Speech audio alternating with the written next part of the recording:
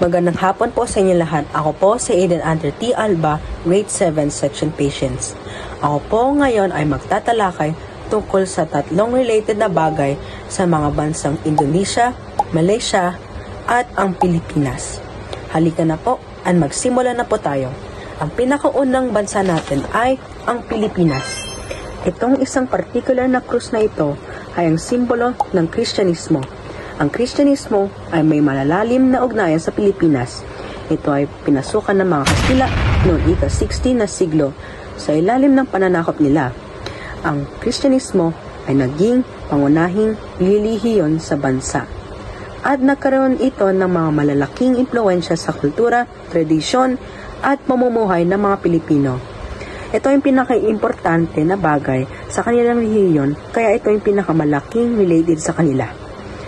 Hindi na po pumunta na po tayo sa pangalawang bansa natin, ang bansang Indonesia. Ito pong particular na koto na ito ay pinakita ng mga British sa mga Japanese yung sinakop nila ang lupa ng Indonesia. Nagtatag ang mga British ng malawak sa network ng kalakalan sa buong Timog Silangang Asya.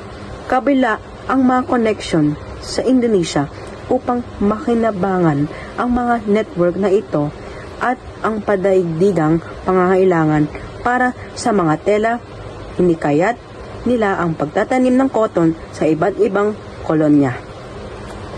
Ngayon, punta na tayo sa pinakahuli natin na bansa, ang bansang Malaysia. Ang bansang Malaysia ay pinakita ng mga British ang Western medicine. Pinakalala ng mga British ang mga kanluraning medikal ng kasanayan at mga sistema ng pangangailangang pangkasulugan ng matatag ng mga ospital at pagsilidad ng medikal ng huwaran sa mga nasa Britain na nagbibigay ng ito ng daan para sa mga aplikasyon ng kaalaman medikal sa kalunsurian ng paggagamot sa mga may sakit ng karaniwan sa rehiyon.